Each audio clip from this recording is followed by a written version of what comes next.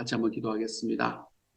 사랑하는 하나님, 하나님께서 우리에게 은혜를 더하여 주셔서 오늘 아침에도 하나님께서 우리를 부활시켜 주시고 하나님 다시 일어나지도 못할 수 있었던 상황에서 하나님이 우리에게 다시 산다는 게 무엇인지를 경험할 수 있게 하여 주시니 감사합니다. 하나님 오늘 하루를 살아갈 때도 하나님 오늘도 사명, 하나님 우리 주님께서 주시는 사명에 합당하게 살아가겠노라. 우리의 마음을 붙들고 하나님 앞에 걸어갈 수 있도록 주님께서 도와주셨으니 또한 감사를 드립니다. 사랑하는 주님, 하나님께서 이 시간 하나님 앞에 예배로 나온 모든 이들 한 사람 한 사람들에게 주님의 마음으로 더하여 주시고 주님의 삶으로 더하여 주셔서 하나님 우리 주님과 함께 걸어가는 과정들이 하나님이여 정말 우리 주님께서 소원하시는 길로 하나님 한 걸음씩 걸어가는 데 부족함이 없게 하시고 주님을 더 사랑하고 내 주님의 사랑을 더 받고 내 이웃을 더 사랑하며 하나님 그렇게 사명에 합당한 삶을 살아가는 데 부족함이 없는 우리 모두가 되게 하여 주옵소서. 주님 금요일입니다. 오늘이 지나면 이제 다시 주말로 접어들고 그리고 또 목요일입니다. 하나님 이제 곧 금요일 주말로 접어들고 또 이제 주일을 맞이하게 될 겁니다. 사랑하는 주님 하나님께서 우리가 또한 예배를 준비하는 모든 마음에 하나님 은혜 더하여 주시고 지난 한 주간에 주님께서 주셨던 말씀대로 살아보는 삶이 다시 한번 확인되게 하여 주시며 주님이여 그렇게 우리 주님을 다시 예배에서 만나는 순간까지 우리의 삶을 인도하시는 하나님을 경험하게 하여 주옵소서. 모든 말씀 우리 주님 예수님 이름으로 기도드립니다. 아멘. 하나님께서 오늘 우리에게 주시는 말씀을 함께 읽습니다. 사도행전 28장 23절부터 31절까지의 말씀입니다. 사도행전 28장 23절부터 31절까지의 말씀입니다. 우리 같은 목소리를 읽습니다. 시작. 그들이 날짜를 정하고 그가 유숙하는 집에 많이 오니 바울이 아침부터 저녁까지 강론하여 하나님의 나라를 증언하고 모세의 율법과 선지자의 말을 가지고 예수에 대하여 권하더라. 그 말을 믿는 사람도 있고 믿지 아니하는 사람도 있어 서로 맞지 아니하여 흩어질 때에 바울이 한 말로 이르되 성령이 선지자 이사야를 통하여 너희 조상들에게 말씀하신 것이 옳도다. 일러스되 이 백성에게 가서 말하기를 너희가 듣기는 들어도 도무지 깨닫지 못하며 보기는 보아도 도무지 알지 못하는도다.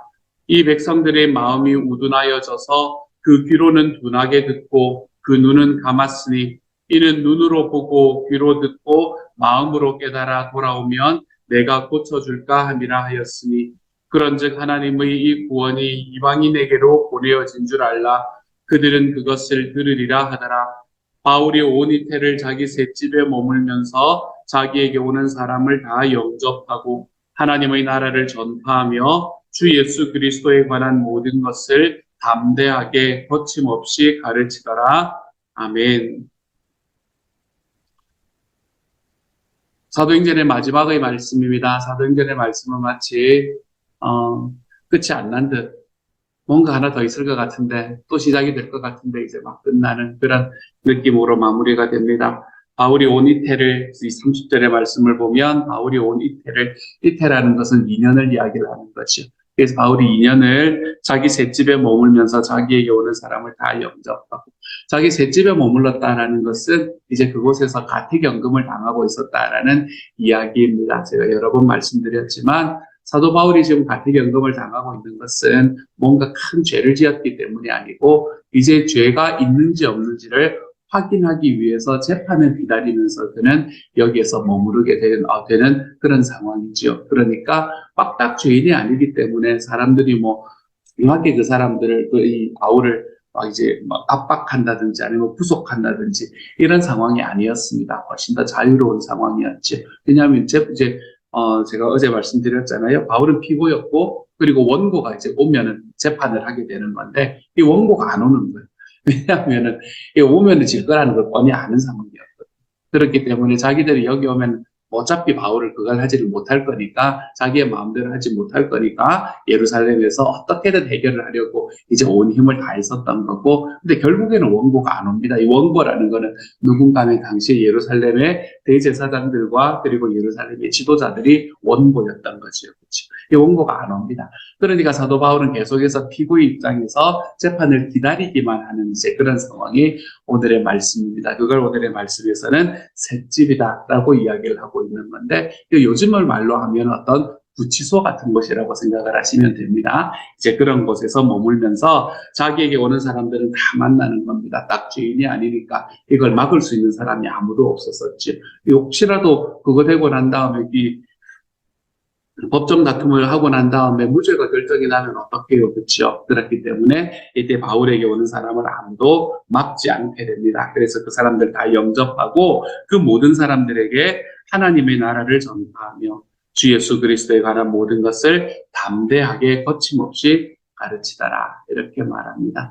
다시 한번 확인하십시다. 이번에 부흥회 때 함께 나누었던 이야기, 우리가 하나님의 나라를 하나님의 나라를 우리의 삶에서 만든다라는 것은 그 안에서 내가 예수님을 닮아간다라는 걸 이야기를 하는 것이고, 내가 예수님을 닮아간다라는 이야기는 예수님의 뭐와 뭐를 닮는다고 말씀하셨나 이야기를 우리가 들었었다면 예수님의 사역과 그리고 예수님의 성품을 닮는 것이다라고 이야기를 했었었지. 예수님의 성품을 닮는다라는 것은 너무 당연하게 성령의 9가지 열매를 닮아가는 게 되는 걸 거고요. 근데 이 성령의 9가지, 이게 다 생명에서 한 겁니다. 기억 안 나면 생명에서 다시 들어오시면 되고요. 이 성령의 9가지 열매는 우리의 삶에 내적으로 내가 혼자서 기도한다고 맺혀지는 게 아닙니다. 내가 주님 기쁨의 열매를 맺게 해주십시오라고 한다고 기쁨의 열매가 맺히는 게 아닙니다. 우리는 성령의 9가지 열매들도 항상 어디에서 확인을 할 수 있어야 되나 하면 내 관계 속에서 확인할 수 있어야 되는 거죠. 내가 기쁨의 사람이 되었는가라는 것은 뭘 말하는 거예요? 내가 나의 삶에 있는 기쁨, 내가 다른 사람이 나보다 더 잘 되는 것들을 바라보면서도 내가 기뻐할 수 있는가. 내가 이런 것들을 바라볼 때 우리가 내가 기쁨의 사람이 되었는가 아니었는가를 확인할 수 있는 거죠. 내가 온유의 사람, 온유는 목사님도 이야기를 중에 목사님도 이야기를 하셨었잖아요. 그렇죠? 온유의 사람이 되었다라고 이야기하는 그 온유라는 거는 뭐를 이야기하냐면, 나에게 힘이 있지만 내가 그 힘을 쓰지 않도록 내가 작정하는 것, 그게 온유다라고 이야기를 하지 않습니까? 내가 그것도 사람들과의 관계 속에서 내가 온유한 사람인지 아닌지를 알 수 있게 되는 겁니다.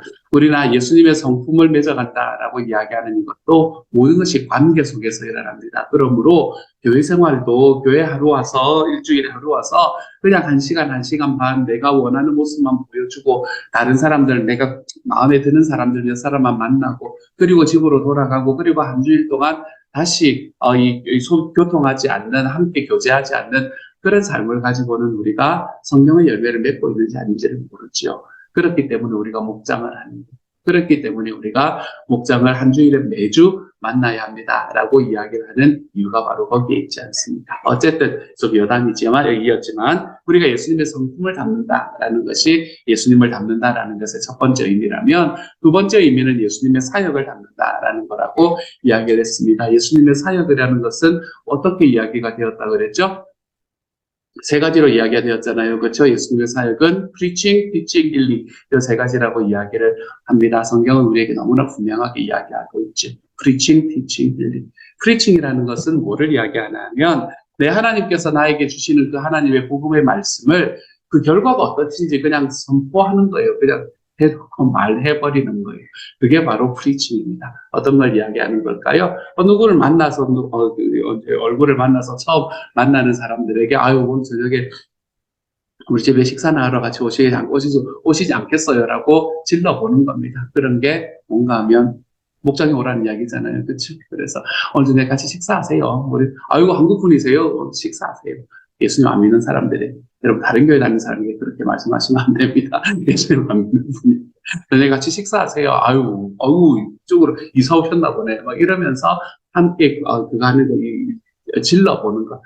이제 교회 다닐 때 되지 않았어. 이제 예수 믿을 때도 되지 않았어요. 라고 질러보는 거. 그런 게 바로 프리칭입니다. 프리칭은 좀 일방적인 면이 있는 거죠. 티칭이라는 것은 설득하는 것이 될 거고요. 그리고 힐링이라는 건 기도응답이다. 라고 이야기를 하시지 않았습니까? 그렇죠? 그래서 이 프리칭과 티칭과 힐링, 이 세 가지의 상황들을 통해서 우리는 하나님께서 우리에게 말씀하시는 그 예수님을 닮아가는 삶을 우리는 살아가게 되는 거죠. 오늘 사도 바울이 지금 그 이야기를 하는 거 아닙니까? 그렇죠? 31절에 보면 하나님 나라를 전파하고 주 예수 그리스도에 관한 모든 것을 담대하게 거침없이 가르쳤다. 프리칭과 티칭을 했다라고 이야기하는 말씀으로 오늘의 말씀을 사도행전의 말씀은 마무리가 됩니다. 지금 사도 바울은 자기가 감옥에 갇혀 있는 건 아니지요.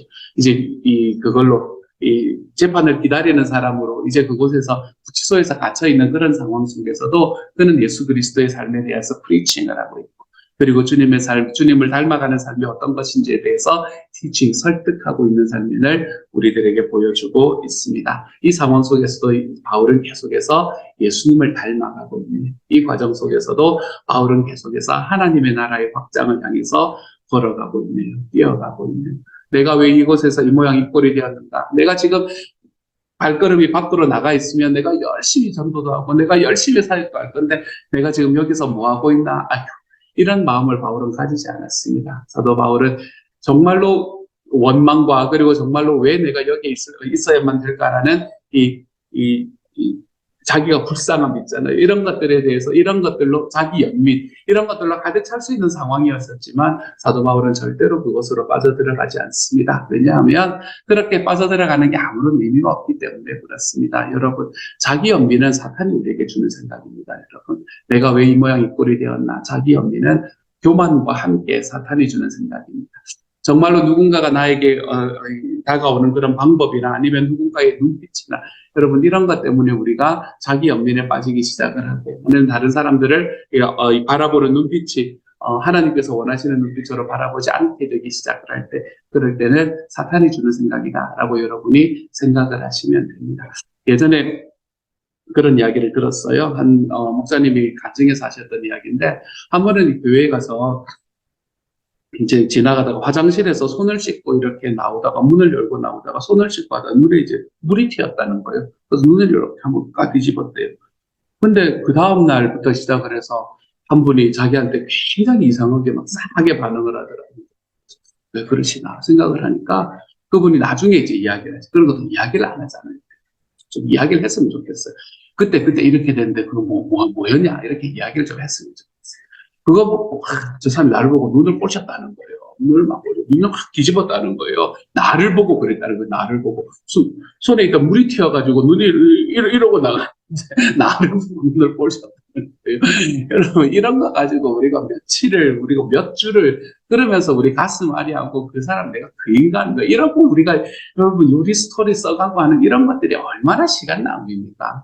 우리가 이 세상을 살아가면서 하나님께서 우리에게 주시는, 하나님께서 그 시간이라는 건 사실 결정되어 있는 건데, 이런 시간들 우리가 행복하기도 부족하고 우리가 주님의 사명 따라서 살아가기도 부족한 시간, 우리가 그 시간들을 저 인간은 나를 저런 눈빛으로 바라보다니, 여러분, 이러면서 우리의 인생의 몇 주를 보낸다는 게 그게 얼마나 마음 아픈 이야기인가요?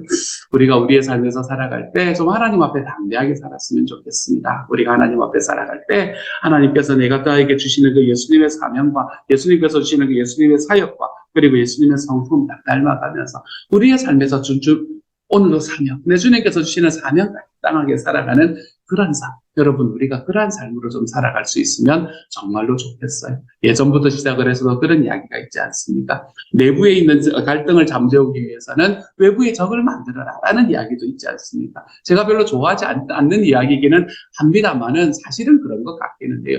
외부의 적을 만드는 게 이제 만드는 거는 문제겠지만 외부의 적이 생기면 내부는 똘똘 뭉치게 되어 있잖아요. 외부에 뭔가에 함께 맞서야 될 무슨 일이 생기면 그 내부에 있던 갈등들은 일단 안에서 묻어지게 마련입니다. 똘똘 뭉쳐지게 마련입니다. 그것이 우리가 하나님 앞에 살아가는 하나님의 교회가 갖추어야 되는 과정이라고 저는 생각을 합니다. 우리가 주님께서 우리에게 말씀하셨던 이 주님의 사명을 이루기 위해서 우리 내부적인 일들은 함께 똘똘 뭉쳐가는 그런 하나님의 사랑. 내가 가지고 있는 나의 감정, 내가 가지고 있는 나의 생각들, 이런 것들은 우리 하나님 앞에 좀 정리가 되고, 그래, 내가 오늘도 주님의 사명을 위해서 살아야지. 이런 것들이 우리의 삶에서 딱 붙들려, 우리의 삶에서 딱 중심이 되어서 살아가기 시작할 때, 우리는 하나님께서 우리에게 주시는 이 주님을 닮아가는 이 주님의 사역을 닮아가고, 주님의 성품을 닮아가는 삶으로 우리는 살아갈 수 있게 될 겁니다. 우리는 때로는 이런 관계들이, 이런 상황 속에서 내가 하나님께서 나에게 원하시는 방향대로 살아가는 게 쉽지 않을 때는 우리는 또 어떤 걸 선택을 하는 상황들이 있나 하면, 때가 있나 하면, 그래, 내가 안 보고 말지, 이런 것들을 선택을 하는 때가 있습니다. 절대로 잘못된 이야기입니다. 안 보고 마는 게 어디 있습니까, 세상에. 우리 하나님께서 우리에게 주시는 것은 뭔가 하면, 우리가 우리의 관계 속에서 서로 안에서 지지고 볶음으로 내가 주님 앞에서 얼마나 자라 있는지도 확인하고, 그리고 내가 하나님 앞에 그 관계 속에서 자라가는 것을 하나님은 늘 이야기하십니다. 이 이야기를 내가 떠나서 내가 안 보고 말지. 여러분, 우리가 죽는 이야기입니다. 그거는. 내가 하나님 앞에서 내 신앙이, 내 하나님 앞에서 내가 성숙한다는 것을 내가 죽여버리는 이야기이죠. 그러므로 사랑하는 여러분, 예수님을 닮아가는 여러분이 되어가시기를 소망합니다. 우리 주님의 나라, 하나님의 나라를 우리의 삶에 확장시키는 과정 속에서 내가 예수님을 닮은 성품을 가지고, 내가 예수님께서 행하신 그 예수님의 사역을 내 삶에 딱 붙들고, 하나님, 제가 오늘도 사명을 둬서 살아가겠습니다. 제가 오늘도 제 감정이나 아니면 저의 고집이나 아니면 저의 비전을 위해서 살아가는 것이 아니라 하나님, 오늘도 주님이 저에게 주신 이 사명을 쫓아 살아가겠습니다. 영혼 구원에서 제자양입니다. 하나님께서 정말로 이 시대에 하나님께서 기뻐하시는 하나님의 교회, 그거 하나 만들기 위해서 온 힘을 다하시는 그 주님의 사명에 내가 내 마음을 합하게 살아가 볼 줄 아는 하나님의 사람이 좀 되어가겠습니다. 우리의 마음속에서 이렇게 결단하고 살아가 볼 수 있는 저와 여러분이 되어가시기를 우리 주님 이름으로 축복합니다.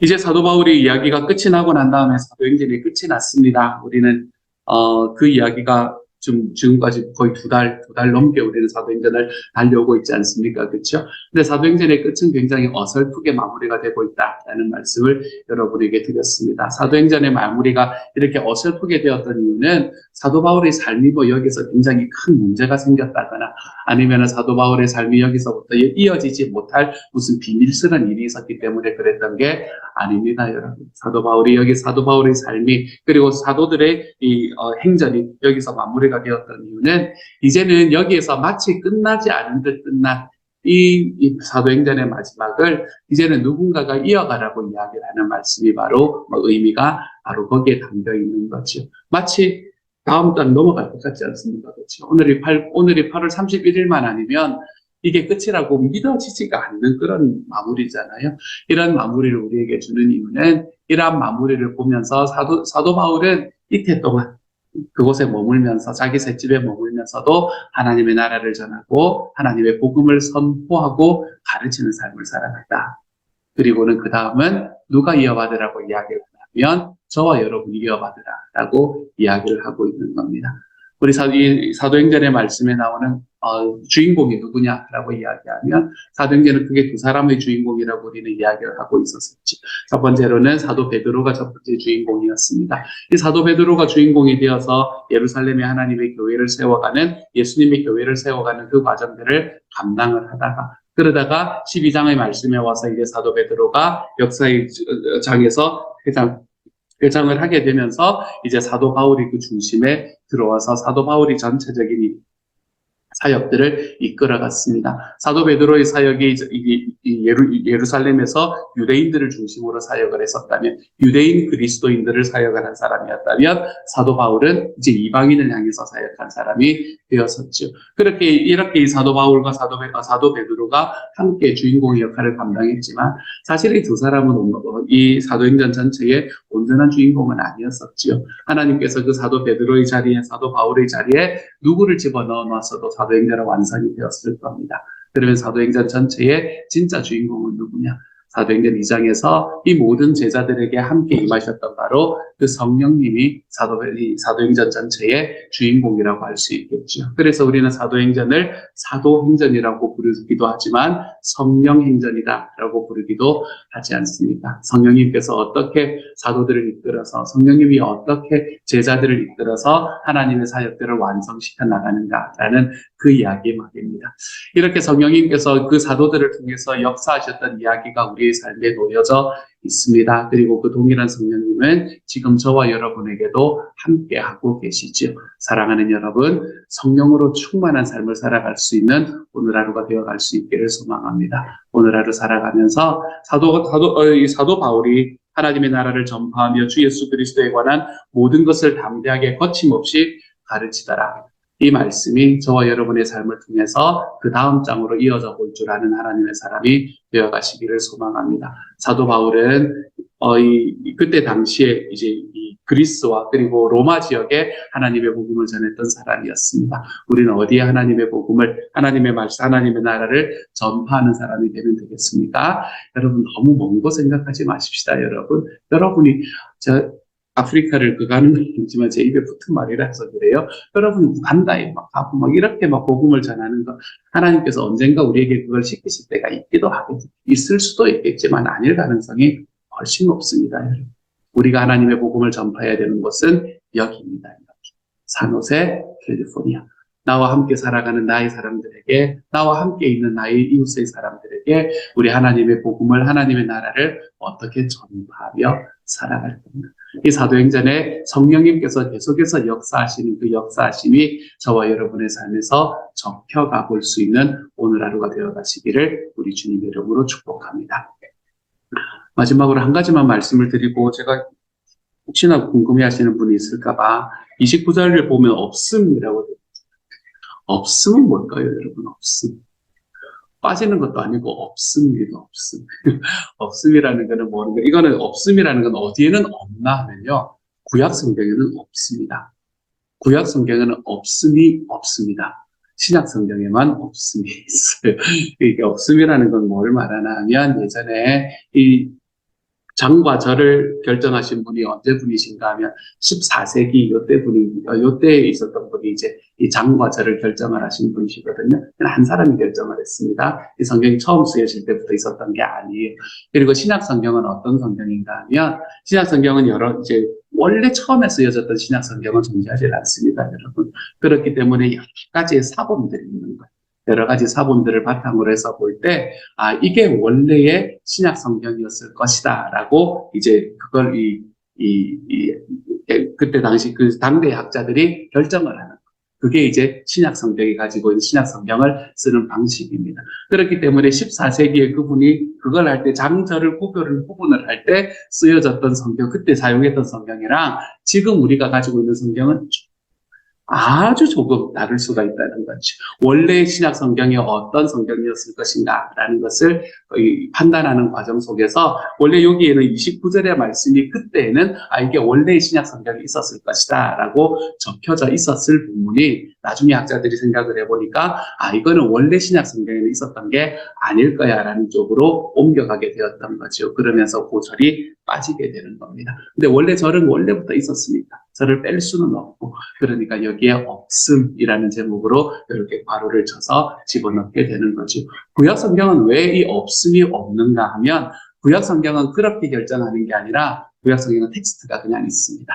이 텍스트는 결정이 되어 있어요. 그렇기 때문에 구약 성경은 처음에 이 장과 절을 붙일 때 역시 14세기에 붙였거든요. 그때에 있던 장과 절이 지금 그대로 다 이어집니다. 중간에 빠질 것도 없고 더해질 것도 없습니다. 그렇기 때문에 구약 성경에는 없음이 없게 되는 거죠. 그렇게 여러분이 생각을 해주시면 될 것 같고요. 그래서 요거는 신약 성경이 가지고 있는 이 번역의 특징으로 인해서, 신약 성경이 가지고 있는 이 판본의 특징으로 인해서 이런 없음 같은 게 들어온다라고 여러분이 생각을 해주시면 큰 무리가 없겠습니다. 말을 안 하는 게 더 좋을 뻔했고. 잠깐 한번 기도하고, 여러분 표정을 보니 뜨아한 표정이 잠깐 한번 기도하고, 그리고 주님께서 가르쳐주신 기도 함께 하도록 하죠. 사랑하는 하나님, 사도 바울이 우리에게 자기의 삶의 마지막 순간까지 예수님을 닮아가려는 모습을 우리에게 보여줍니다. 예수님께서 그분의 삶에서 우리에게 보여주셨던 프리칭, 티칭, 힐링, 하나님이여, 그것을 사도 바울이 마지막의 순간까지, 자기가 셋집에서 그 구치소에서 하나님 2년을 갇혀있는 그 순간까지 하나님의 사도 바울이 계속해서 그 일을 감당하고 예수님을 닮아가는 삶을 감당했던 그런 모습을 우리에게 보여주는 것으로 사도행전이 마무리가 됩니다. 사랑하는 주님, 우리도 사도 바울이 살아갔던 것처럼 우리의 삶에서 예수님을 닮아갈 수 있는 사람이 될 수 있도록 아버지 도와주옵소서. 주님을 닮아가게 하십시오. 주님을 닮아가게 하십시오. 사랑하는 하나님께서 은혜 더하여 주셔서 하나님이여, 우리의 삶에서 프리칭, 티칭, 힐링의 이 세 가지 이야기가 우리의 삶에서 쉬지 않고 하나님 단 한순간도 또 멈추지 않고 우리의 삶의 사명으로 흘러갈 수 있도록 아버지여 도와주시고, 이 과정에서 새 축과 내 기둥으로 이루어지는 하나님의 이 가정교회라는 이 분명한 확신 속에서 하나님의 이 일들을 감당하며 살아갈 때 우리의 삶에 나타나는 모든 것들이 하나님의 나라로 확장되어 갈 수 있는 하나님의 사람들이 되도록 주여 도와 주옵소서. 오늘 하루 살아갈 때 우리가 사도행전 29장을 쓰며 살아가 볼 수 있는 하나님의 사람이 되도록 주여 도와 주옵소서. 모든 말씀 우리 주님 예수님 이름으로 기도드립니다. 아멘. 하늘에 계신 우리 아버지, 아버지의 이름을 거룩하게 하시며 아버지의 나라가 오게 하시며 아버지의 뜻이 하늘에서와 같이 땅에서도 이루어지게 하소서. 오늘 우리에게 일용할 양식을 주시고 우리가 우리에게 잘못한 사람을 용서하여 준 것 같이 우리 죄를 용서하여 주시고 우리를 시험에 빠지지 않게 하시고 악에서 구하소서. 나라와 권능과 영광이 영원히 아버지의 것입니다. 아멘.